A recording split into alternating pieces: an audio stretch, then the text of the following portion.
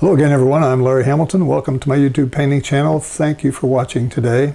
Today we're going to do something very different. Still oil painting, but it's different than I've shown you before. Typically I have my 11 by 14 canvas mounted here with a sketch on it. Today you see something very different. It's a 24 by 24 acoustic tile that you put in the ceiling. You see them in businesses, you see them in basements sometimes. But it's an acoustical tile that's meant for sound deadening. And I had a commission that I actually did for a couple of people on this type of surface. And I had some paint left over last painting session, and I thought, well, I wonder what that would look like if I do use oil paints on this. I had done the commissions in acrylics actually over this, and I'll show you a picture in a second of what I did. But I tried this month ago and it looked halfway decent, so I thought, well, maybe we'll try something that's like a snow scene, and we'll use the dimples in the acoustic tile to represent snow, which is what happens. And it was sort of a surprise when I did the acrylic commission on this type of surface. So I thought I would do one or two today. I don't know how many we'll be able to do depending on the time. Anyway, I want to go over to my computer and just show you a couple of photos. And I want to show you the photo that I did of the acrylic on acoustic tile and let you see it. So hold on, I'll be right back.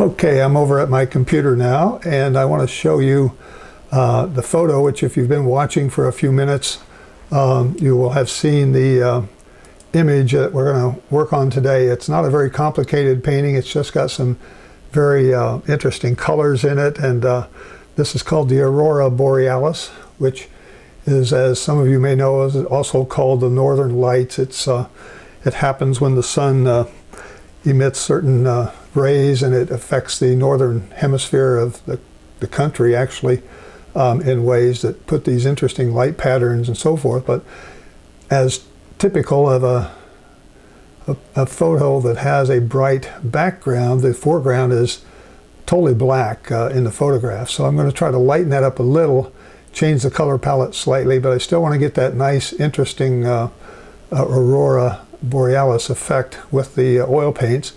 And to make it a little more complicated, I'm going to put it on this acoustical tile, which I just was talking about.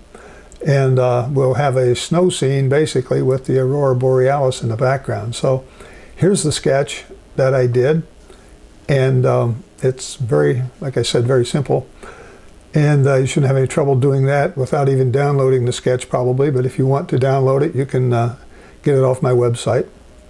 To show you what I did on an acoustic tile with acrylics, this is the painting I did, and it turned out very beautiful, and it looks like an owl perched there in a snow scene, and it's the dimples in the surface that makes it look like snow. So it's kind of an interesting way of painting, and the only disadvantage is that the surface is not as durable as canvas, of course. It has a tendency to break off, so you have to be a little careful with it.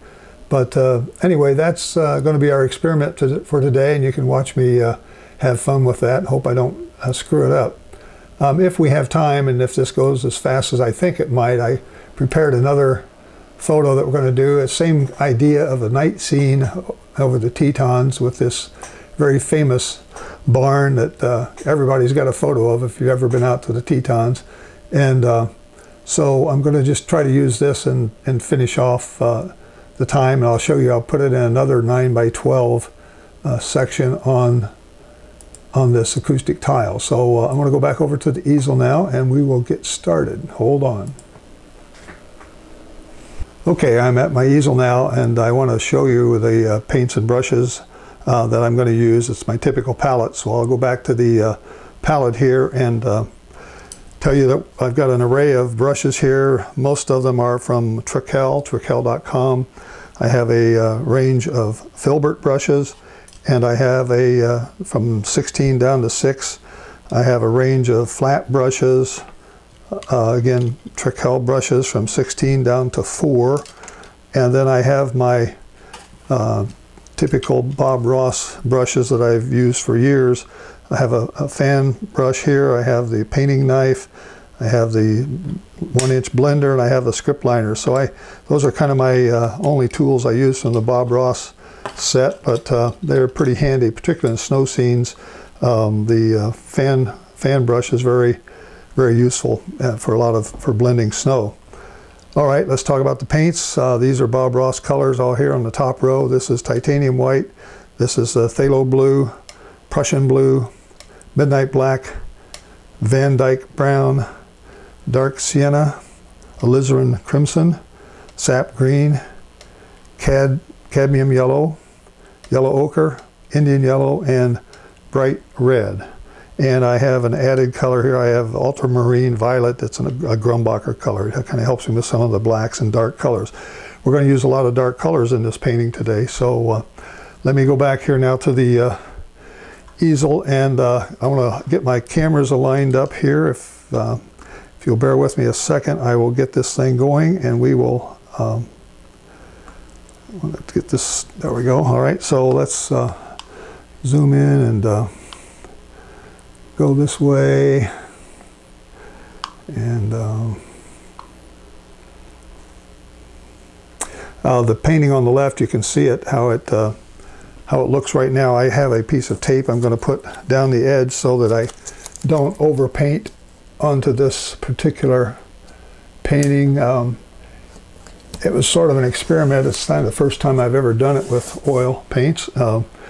But I may want to preserve that. I may want to frame that someday and give it to someone. Okay, so here's my, all right, move this over, and I'm going to put the palette back on, and we are ready to go. Okay, I also didn't tell you I have a little bit of Winsor Newton Liquin here, which is the product I use to sort of thin the paint down. It makes paint dry faster. And I don't have any liquid white here today, but I don't think I'm going to need it. Although this surface does absorb a lot of paint fairly quickly. So I want to get going here, and I want to mix up some very dark colors. I'm going to use this phthalo blue, which is a very dark blue. I'm going to add some midnight black to it. I'm going to add some alizarin to it to get a very interesting dark color, maybe even some of this violet over here. I'll have a range of colors. I don't want it to look all the same. So let's start up here and see what happens. It does take a lot of paint. I may not have enough paint out here on my palette here. I don't know. But let's just come down and it's more, I guess it's blacker than that maybe in some areas. But you see what's happening already? I have either snow or those could be stars. Very unique, interesting layout here, the way it works. And if you paint too many times over it, you'll actually start seeing the holes will fill in, and you will lose the effect of the snow on this scene. So I'm just covering in. This is a little bit, has a little more dark on the right side than it does on the left side. It actually has the reflection of that color in there. So I want to put this down. I'm using a number 16 flat. It's the Legion 9100 brush from Trekell, and does a good job. All right, so that's sort of my that part of my color. Let me see now if I can get a bit lighter color. I want to bring in some of this alizarin. I'll lighten it up with some white and try to get this blending of the colors here as we come down. These come down sort of like this, and again, this is the only second time I've ever tried this on this type of tile, and that painting I showed you of the owl that I did, that took me probably, I want to say a good 5 to 6 hours probably of doing that in several sessions. I'd paint for a while, and then I'd stop, let it dry, and come back and go back to my other brush here and sort of start blending these together a little bit. So I'm a two-handed painter here. And I can always go back and bring some more dark down over this if I feel like it's getting too light up there too soon. But I think this is giving a little bit of the effect we're trying to achieve with this. Alizarin's a pretty potent color. I'm adding a little bit of this cad red to it as well to get a little bit of this other, a little bit of a more pinkish color, I guess, in some cases. So let's put it up like that and see how that works. It actually goes over this way further. There's some clouds.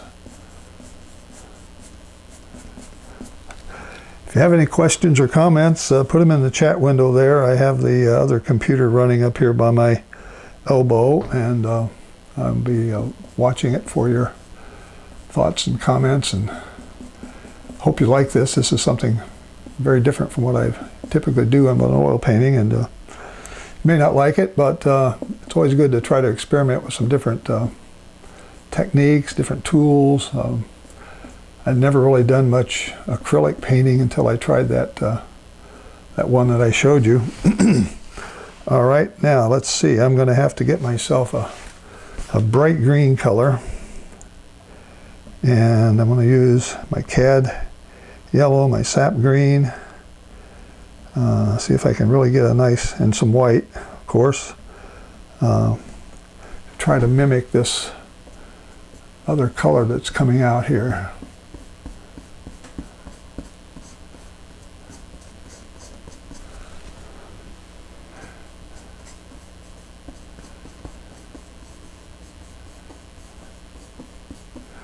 So it's a lot of white, cad yellow, sap green. Using a third brush here so I don't have to clean out a brush each time. Kind of gets to yellow over here a little bit. A little bit darker green in some areas. I'm just putting this in. I want to come back and put a little more texture on it in a minute, but sort of goes into this area like this.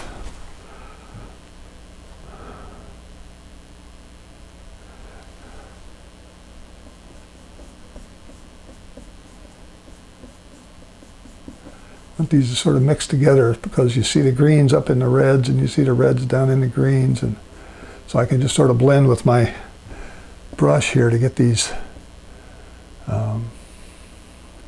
colors I'm trying to get. There's a very bright, not that, very bright yellow right in here.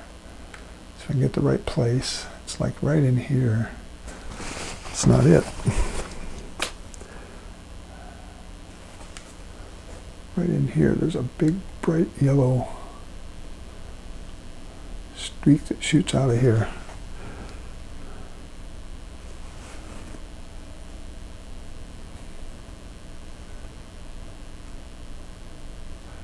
I want to come back and hit that again in a minute, but let's stick with our greens here, and I'm going to come over this way.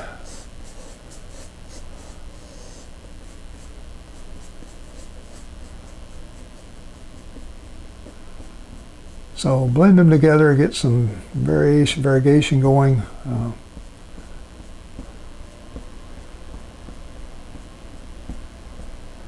pull the yellow up.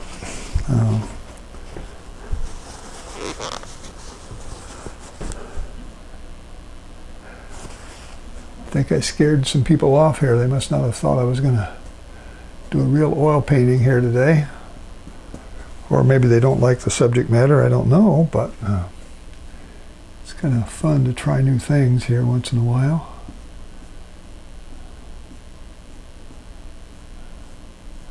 Just pulling up these things to make it look like a like the Borealis looks, from what I can tell. Some oranges, yellow, or some yellow and some, even some ochre maybe over here in some of this area. See, we got, come down to the, yeah, there's some colors in here.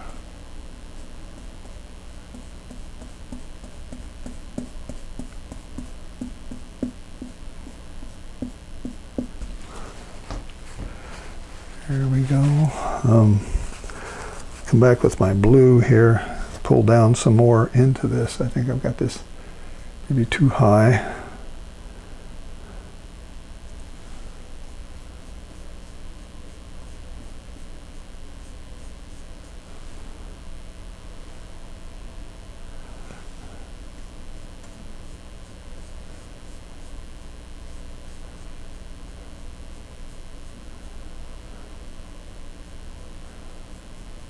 So this is taking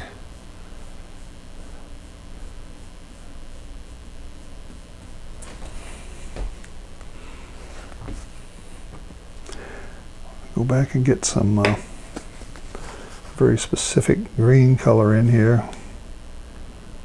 I think right in here there's a very dark layer.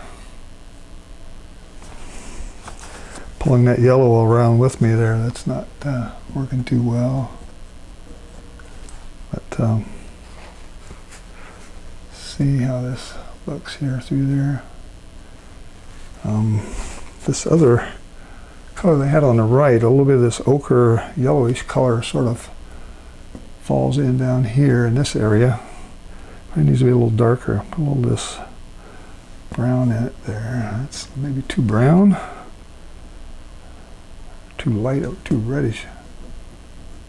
Yeah, there's something going on right here.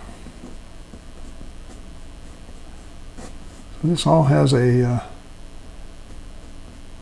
interesting blended effect that gives you the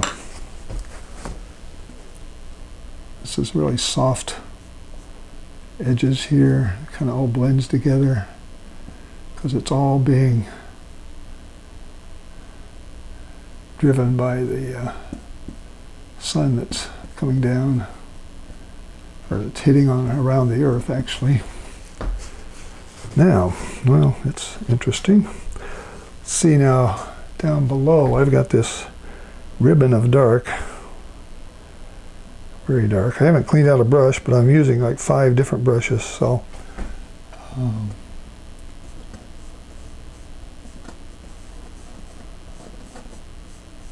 so here's sort of the horizon line here back in the distance. See this?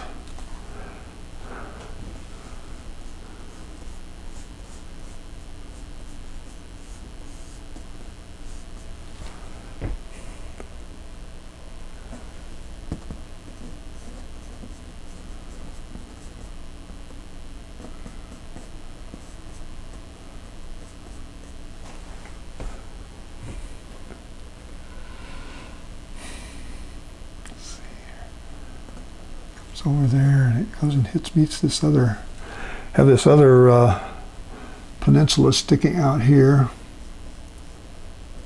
and I'm using blues and blacks and browns to try to get a very dark color here.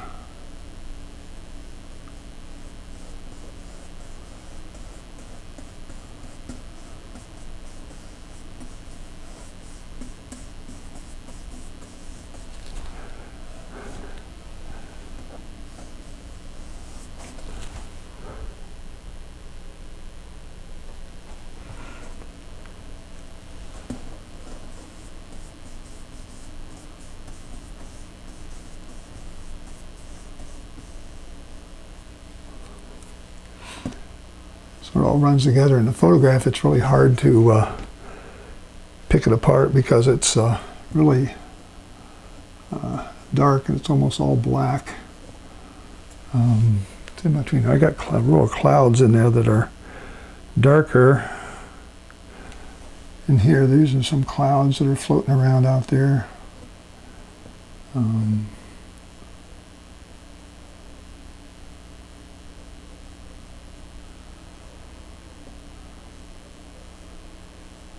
Another dark layer of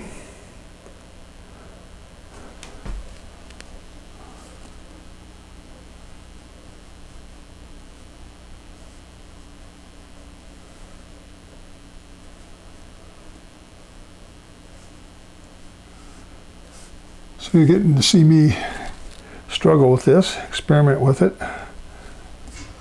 Whether you want to paint on this type of surface or not, I don't know, but it's a little bit unique in its characteristics and how you have to try to deal with it.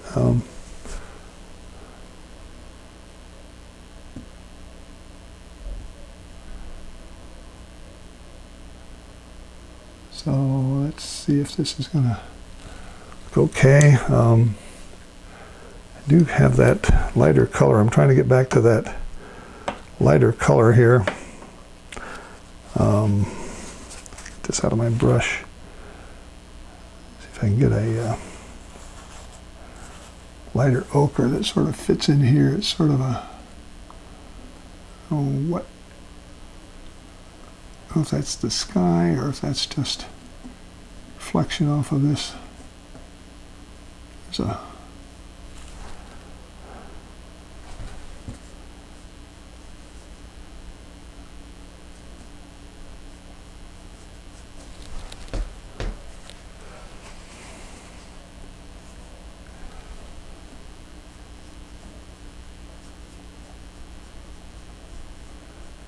try that, see what that looks like.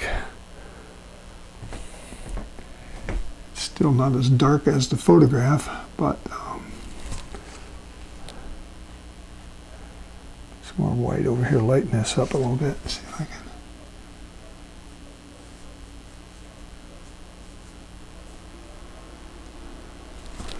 All right, let's stop and take a look at that. See how it's looking. Foreground is all similar type of thing, really. It's a just a dark mass with some reflections in there, and we have that big dark peninsula sort of sticking out here that comes in from both sides.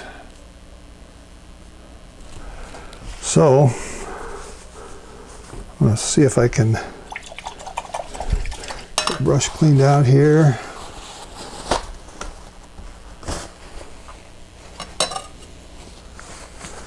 This is definitely a different approach, folks. Different approach. I'm going to get some white. I'm going to start putting down here because I want to get this flowing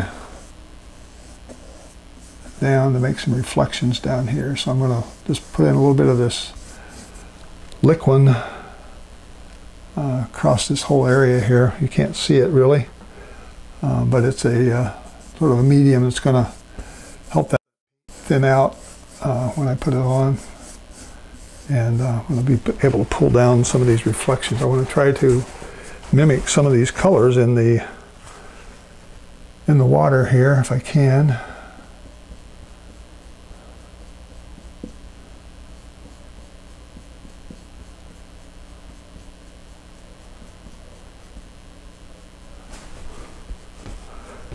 There's some dark colors coming over here on this side, which you would expect.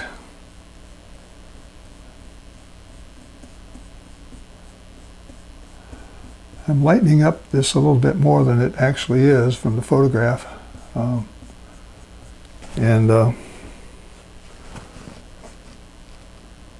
That's kind of on purpose, because these photographs are so dark, they just it's hard to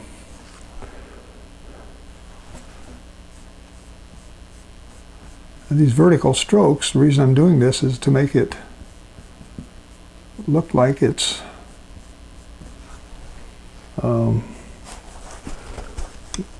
kind of still water. It's a sort of a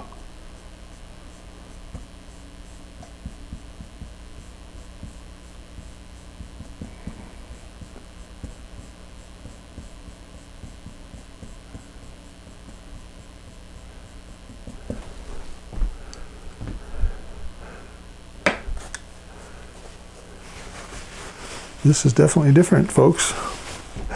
Hope you're hanging in there. Hope you like this. This is kind of different, very different.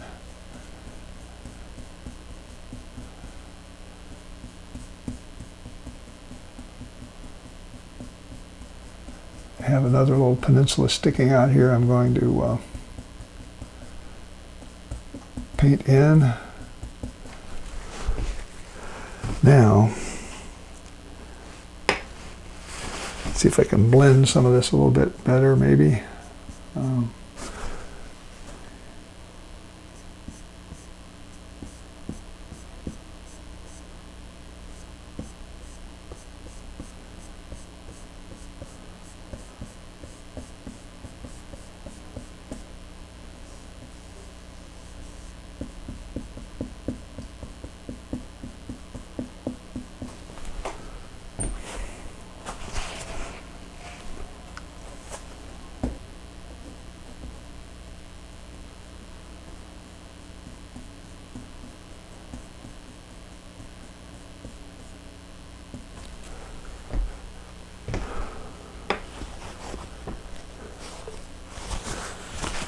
Okay, this rocky peninsula sitting here.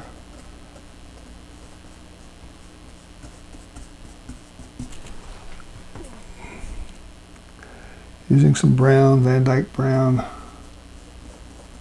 just popping it in there.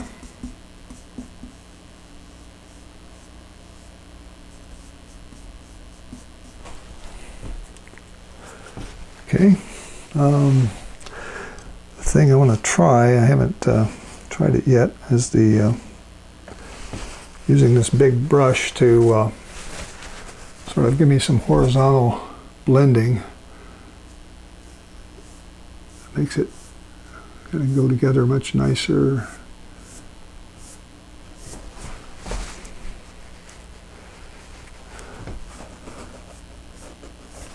And then even up in the sky, I'll put a little more light color up there. I'm going to throw in a few of these. There's really a couple of bright white streaks shooting up here in some cases. And I want to use this blender to sort of blend them that way. Kind of dry it off, pull it back down, maybe pull some more of this darker into it.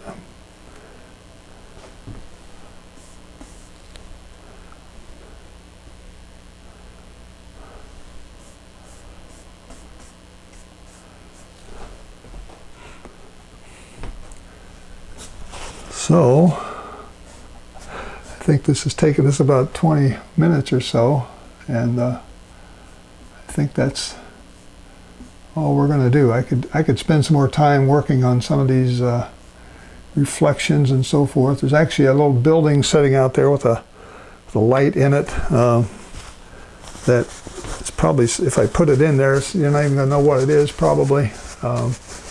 There are some more clouds that are floating around out there that I didn't put in, like some of these,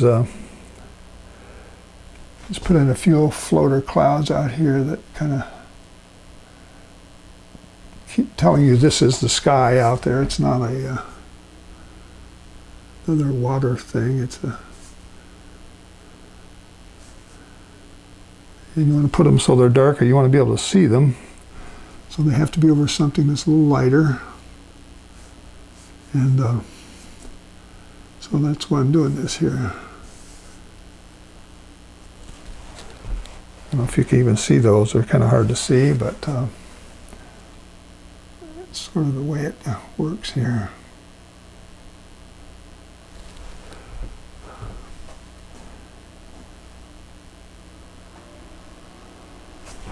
All right,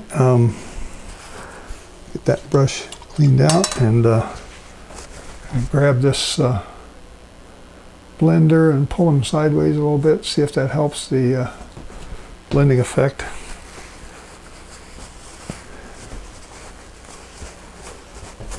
Okay, I think I'm going to say 30 minutes is enough for that one, and I'm going to stop on it. I'm going to start one below it. Same brushes and the same technique, but I need to reposition my camera here. So I'm going to go down here like this, right there. See if I've got it lined up. Looks like my camera's a little bit of a wrong angle, but hold on, let me another camera I have to set as well, so let me fix this.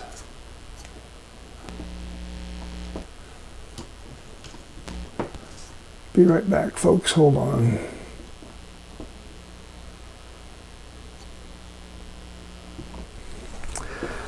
One camera has a remote control on it, and I can manage it to get to the other surface. Looks like that's a little bit out of alignment. I don't know why that is, but all right. Well, we're going to just keep on going here with my colors, and we're going to start another painting right below this. So you can see this is a 9x12. I'm going to show you quickly what that would look like with a little frame around it. Except I just moved my camera, didn't I? Well, let's back up here. There we are. And if you put a little frame around it, looks something like this. So it looks like it might be an Aurora Borealis. That's the idea. Again, this is my second time to try this on this type of surface, but you see it definitely looks like a snow scene, that's for sure. All right, now we're going to start on this photo of Tetons, the Tetons. And it's going to be a little bit lighter blue here with more violet in it. Using phthalo blue and my ultramarine violet and white, and just going to come across here and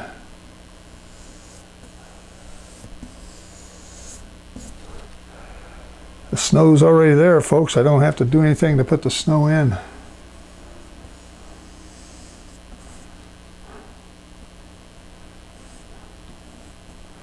This goes down pretty far. It's another big sky. Big sky.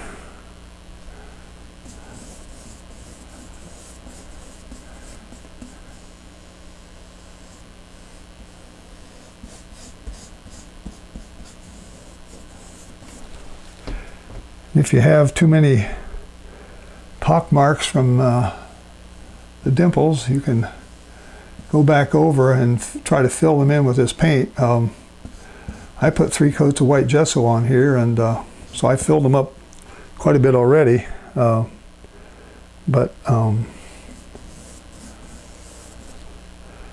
Let's just keep going here. Got this whole sky to bring in. It's a lot of sky in this. Small amount of mountains, even though the mountains are very large, and then there's a little barn below here that I want to paint in. So we'll just keep working on this. I don't have this sketch available. I just decided to add this today because I had thought that this other painting was going to go very quickly, and it did. Let's see, we're going down to right about here. Yeah. So, Prussian blue, phthalo blue, ultramarine violet. Let's get this sky painted in really quickly. And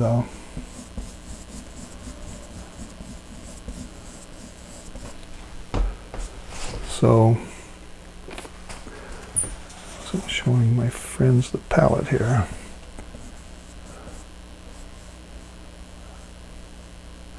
You can't see this sketch, I'm sure. It's very light, pencil type sketch, but I can see enough to make out where I'm going, I think. Yeah.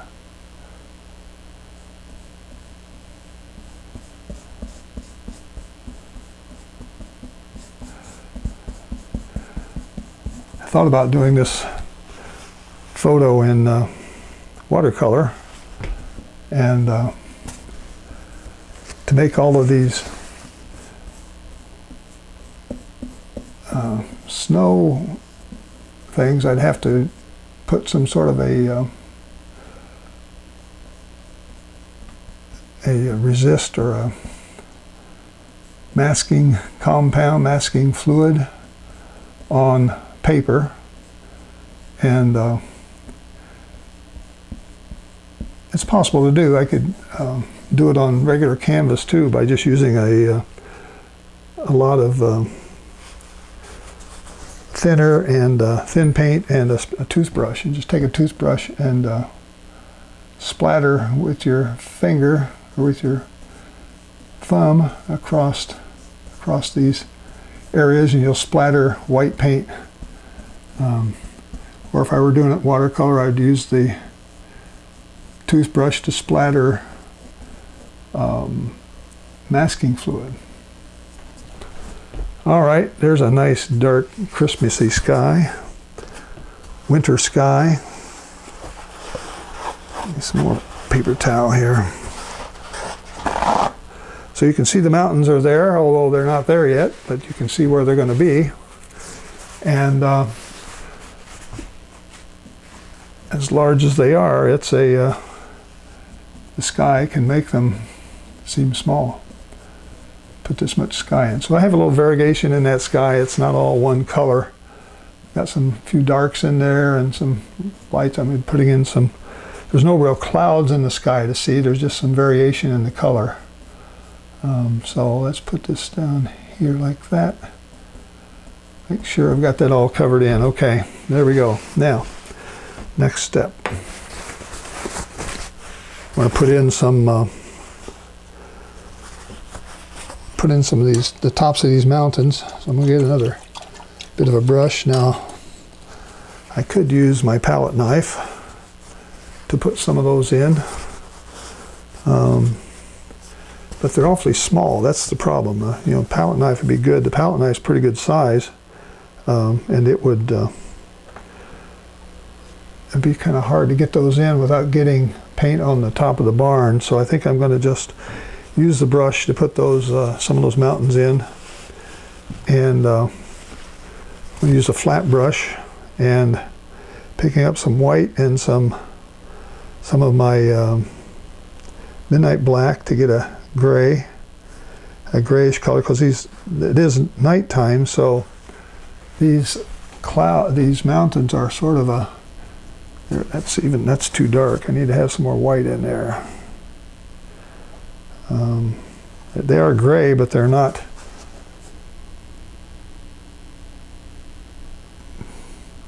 as dark as I had that little thing going there. They're dark because it's nighttime.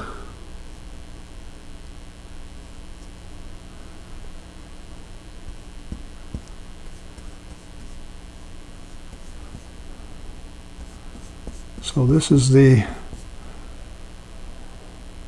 snow on the mountain at nighttime. So let's keep working on that.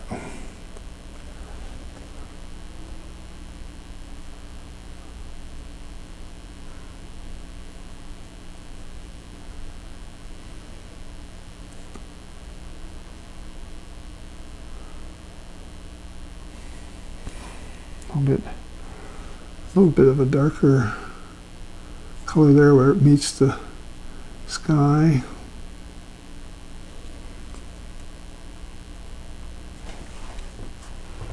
So I'm leaving some room for some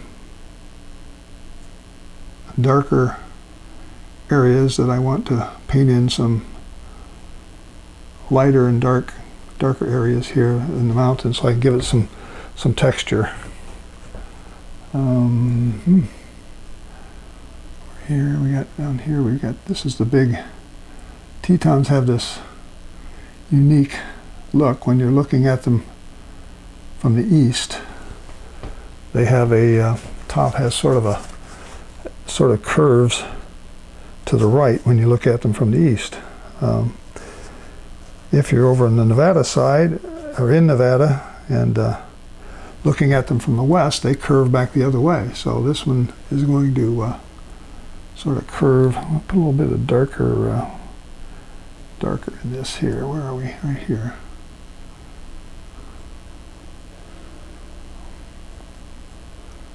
And there's some more snow up here. So I'm just kind of winging it now with this brush to kind of make it look like we've got some darker on this one side. And there's a lot of places in there where there's some dark.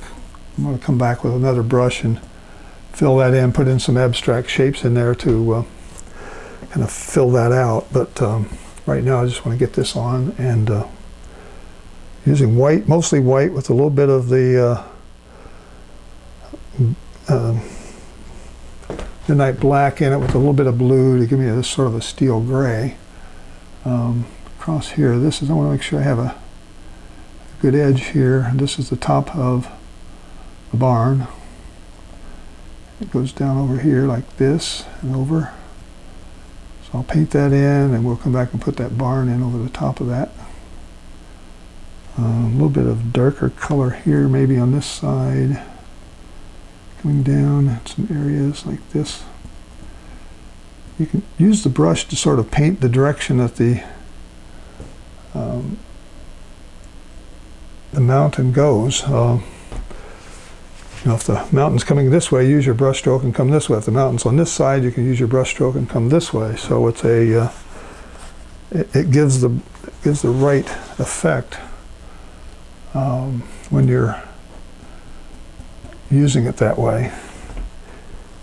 And it looks funny if you have brush strokes going the opposite way that the mountain would be going. So try to do that if you can think about it. So my brush strokes here, I've got a little mountain that's going this way, and then it comes around here like that. So I want to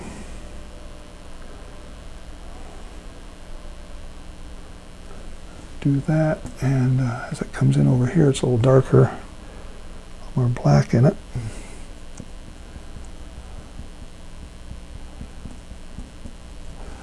So we come down to some, I think there's some trees maybe back here in the distance. I'm probably not going to put too many in, but the bottom of the mountain sort of goes like this. At least that's the way it looks right now to me. There's a, kind of goes up here like this, and it leaves a little bit of a V shape for snow coming down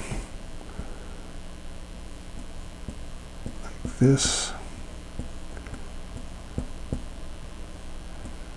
All right, and there's actually a darker section over here even that sort of comes down into the back of this barn. Just going to sort of blend it together and leave it a little bit abstract in there. There we go.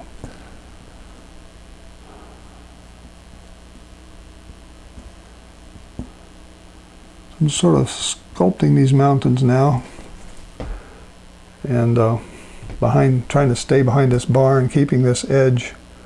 It's going to match up with the barn, trying to keep it as straight as possible. All right, over here on this side, I've still got a bunch of stuff going on in this mountain, so let's just clean out my brush over here. Leave some areas for some white snow. Down this way.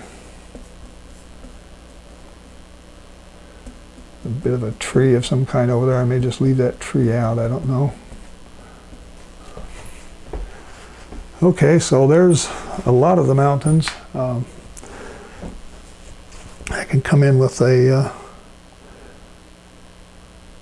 brush of a lot of white, primarily white. Put a little top on here. That's almost the same color as I got. I don't like that. It had too much gray in it. So let's get that out of the brush. Hope you're all staying with me, folks. Glad you're here. Thank you, Scoot Rose, Dave from Oxford. Glad to have you here. Glad you're on my channel instead of another channel. Thank you. Here's a nice little white tip on the top of this mountain here, and there's another few places that have some almost pure white because the sun, I guess there is some sun that's sort of hitting this, so I want to put those in if I can. White in here and there, and there's some areas that have white like this. Okay. And I'll come back and put the darker on later, but basically I want to get this finished up here so we can move on to the barn. However, once that's done, I want to put in just some areas that are a little bit more defined back in here. There's some areas that sort of have some, I don't know if it's tree growth or what it is, but there's some areas that make this look a little bit more sculptured. I'm using some of my Van Dyke brown, a little bit of Van Dyke brown, and some areas here that sort of just need a little bit of a touch up to make it look like we've got some more things going on here. There we go. In here we've got a few dark areas, just abstract shapes. Don't try to do much more than that, I think. I may want to come back and put a little more white over that, but right now I'm going to settle for that, and I'm going to work on this barn. Okay. This barn has got some reddish brown in it. Using too much. Let me see what this looks like here. It's probably too dark. Lighten it up a little bit.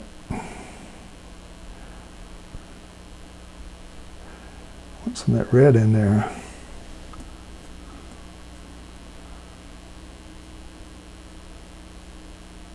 I want this to have a little bit of snow on the top of it if I can. The photograph didn't have snow in it, but I want some snow in it on the top of that barn.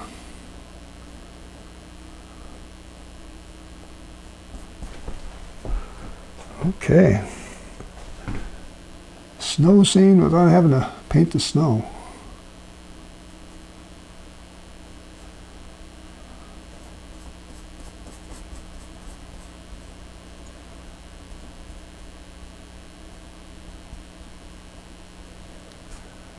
And we got a little bit of a ridge down here like this.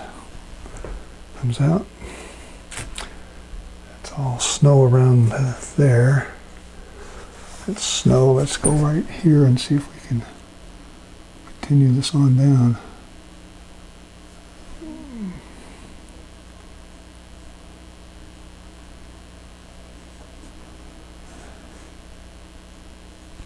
Yeah. So let's put some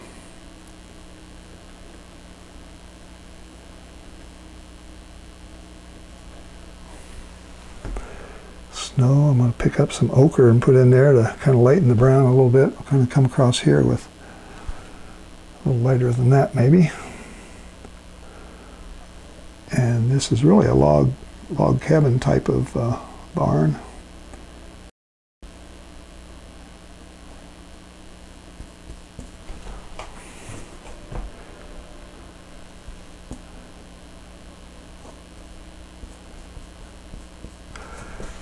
So Dave, if you didn't get here at the beginning, what I'm painting on here, just for everybody's information, is this is acoustic ceiling tile. It's a 2 foot by 2 foot piece of material I'm using as a substrate, and you can find them in usually in your hardware stores or big box stores, whatever you have nearby. They're made for these hanging drop-down ceilings, if you've ever seen them. However, I've got this. I can take a 24 by 24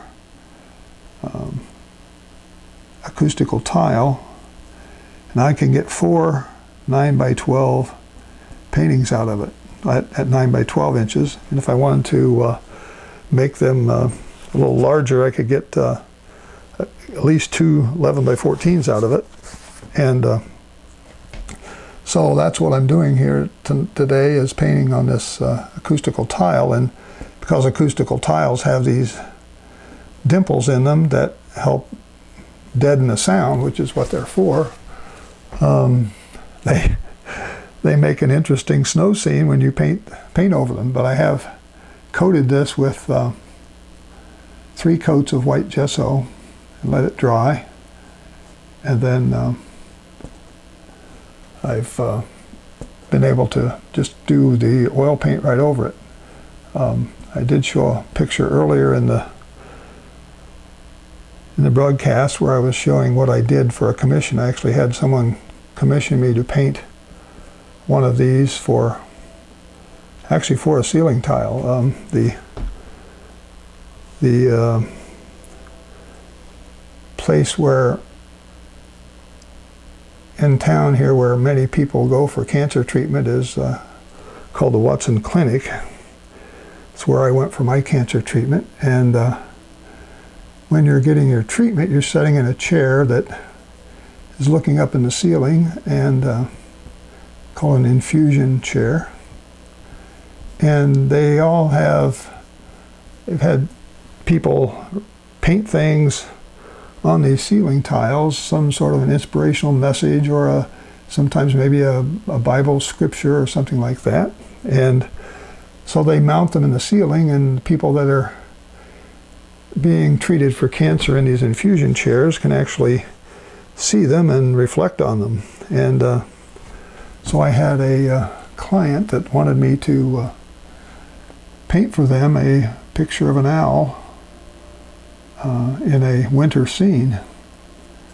And this type of doing this with the acoustic tile, it became almost an accident when I saw how it was going to turn out when I finished it.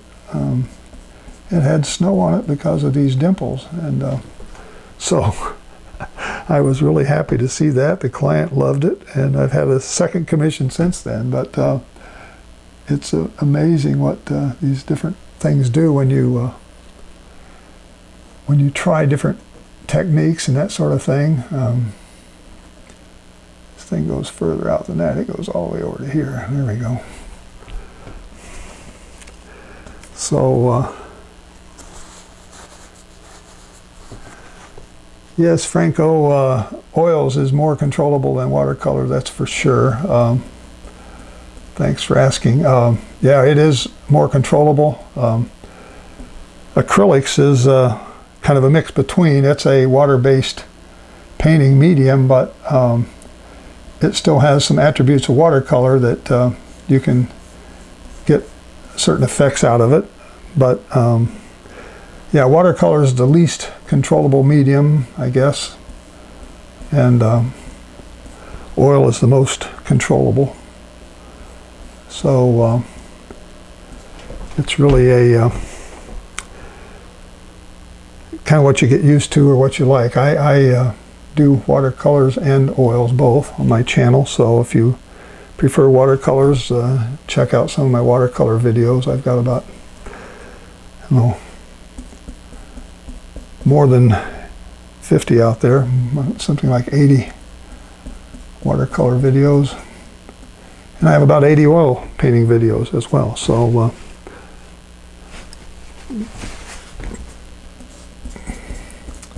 just getting this barn painted in here with the browns and a little bit of ochre to make it look more like a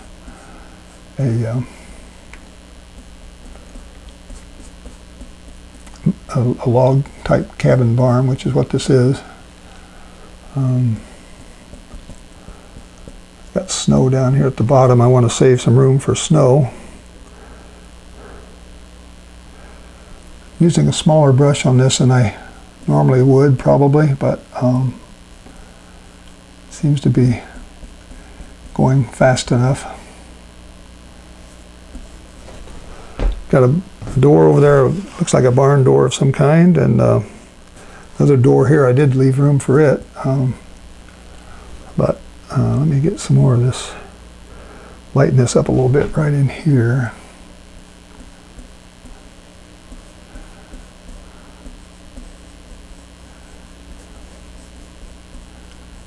So there's a couple of windows put in, some snow, and I've got some snow up here on this roof that I'm going to maybe tint it just a little, make it a little bit more blue.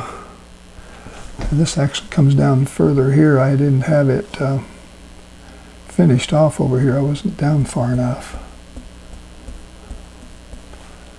So there's that, and then this gets darker at the bottom. This is still the mountain behind. I want to make it come up against that like that. There we go. We got these dark things in that mountain that sort of give it some direction. This one over here has got some dark elements that give it some direction. You kind of know what you're looking at there, hopefully. Now, what's below that? I've got some, actually it does go down even a little further. That color sort of comes down into here. I've got some fencing that I'm going to put over that. But close this off and get it there. I think I do the same thing on this other side maybe. While I'm at it, while I got this brush. Nice to have these extra brushes. I can just sort of use them for one color and not have to keep going back and washing out and playing around with it. There we go. Now this is going to have some lighter color in it as it comes down here because it's turning to snow again. This is a bit of a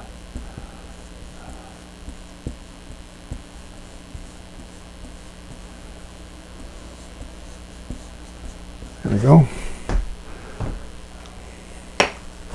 All right, now I got this other door right here. I'm going to lighten it up a little bit. See if I can keep him there's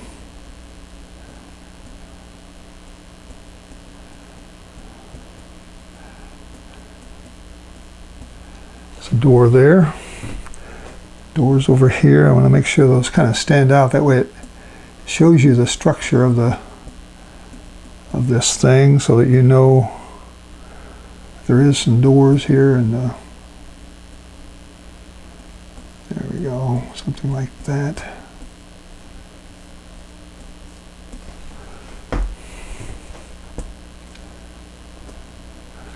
There's actually another door on the other side over in here. It got kind of lost in the shuffle. Let me see if I can put something in for it over here.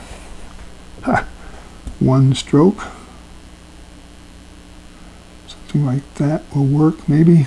I think there's even a couple windows like right in here. Probably a different color, but let me just see if I can put in a couple of extra windows up there. There we go. And all right, what else I got here? I'm going to do the little bit of snow in front. Get me some more white here. Lighten this up a lot. Got too much blue paint.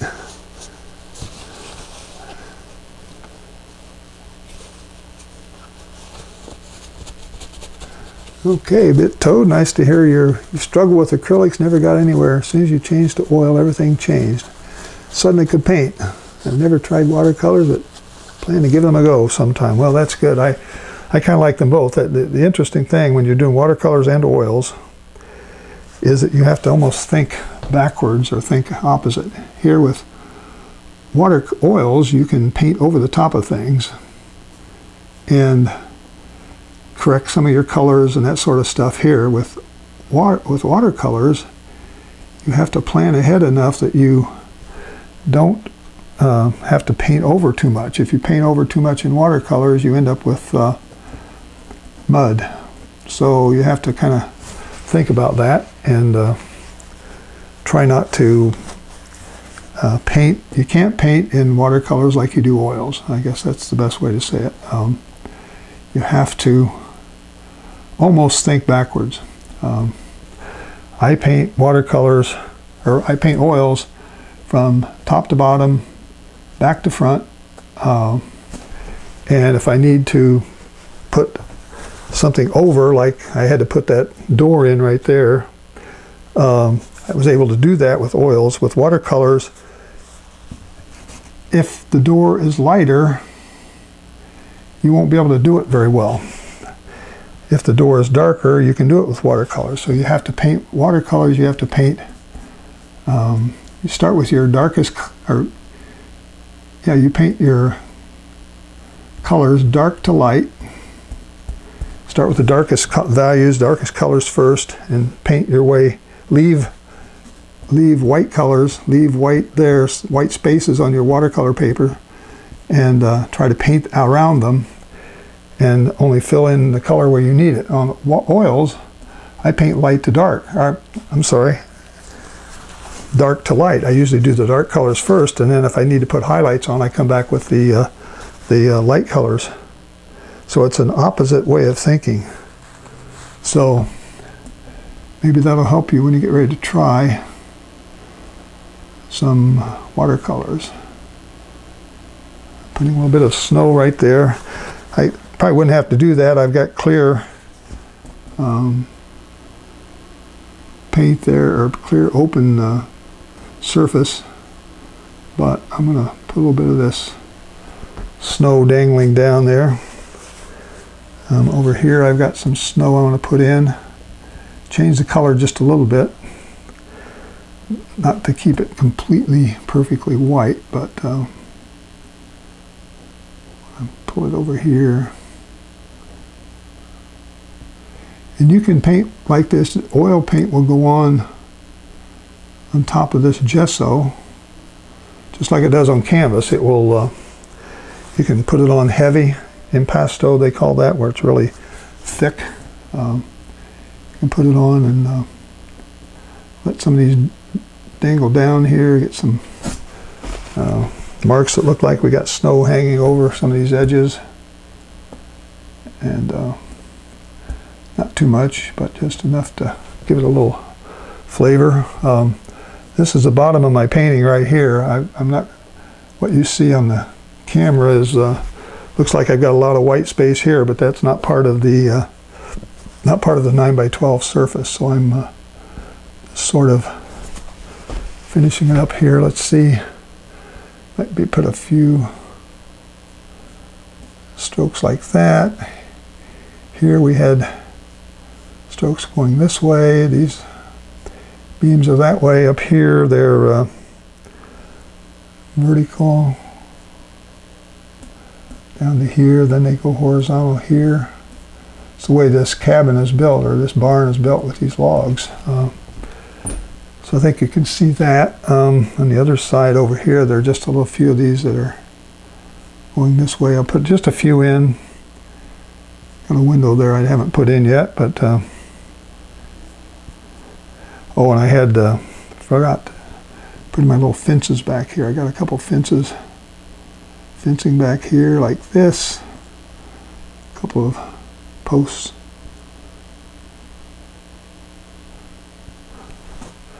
a little fence there. There's another one over here on this side.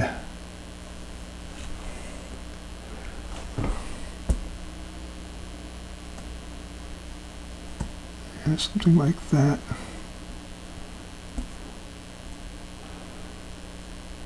Okay, these little windows, let me throw in a little bit of a... How long will this take to dry? Good question. Well, the paints themselves, depending on how much medium I use, it will dry easily in a week. If I used some liquid white, which is one of the things that Bob Ross used to do, those paintings would take sometimes 2 weeks or more to dry because that liquid white takes forever to dry. I'm not using liquid white here today. I'm using just regular paints. I did use a little of my Liquin, which is makes paints dry faster. So this should dry easily in a week, hopefully. All right, folks. See here if I've got anything else I could do to help this out. I think I'm going to stop fiddling around and just leave some things in the snow there. I might put just a few more white things here up in the mountains. Check one more time.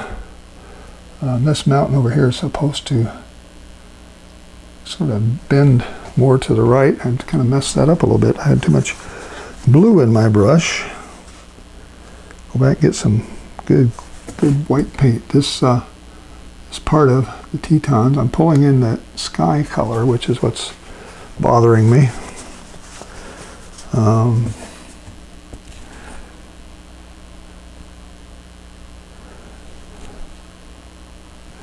Try this like this.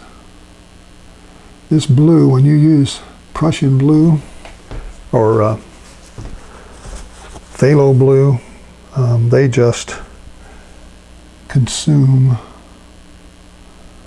You know what? Where's my little painting knife here? I'm going to see if I can put this on in a Bob Ross style here. I'm trying to make this tip over here look like the Tetons, which is what this is. Probably should have left it alone. Okay, put a few more marks in here in some areas. Come down the mountain like this.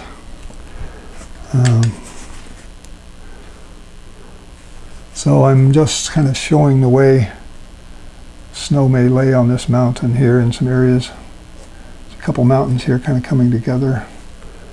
And I think that helps. Over here there's some areas that I kind of painted in with the brush, but I want to widen those out a little bit, put a little more of a point on that.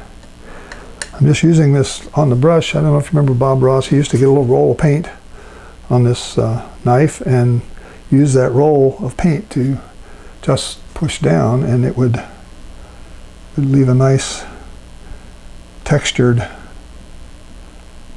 type of surface on that paint on top of it. So you're painting on top of what's there. So let me go over here and see if I can fix this a little better maybe.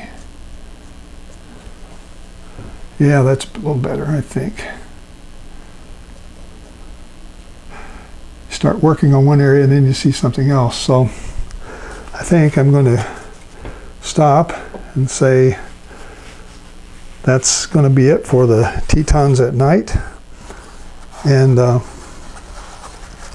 the other one was a little Aurora Borealis, and hope you like it too. I hope you give these a try, and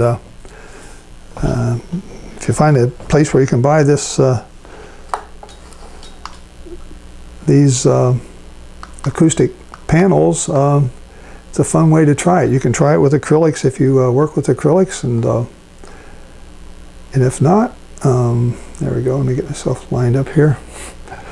I have to work my camera and my camera controls and my brushes at the same time, so it's a fun thing to do. I like the technology. I still a computer nerd at heart, I guess, and but I like to paint. I like to use the right side of my brain, so that's what I'm doing this for. So I hope you like these two paintings, and I hope you give them a try. Check out my website, check out my Facebook page, and tell your friends if you like my painting, have them check out my channel, and maybe subscribe. And I think until I see you again, that's all I want to say for now. I'll see you next time. Thanks for watching. Bye-bye.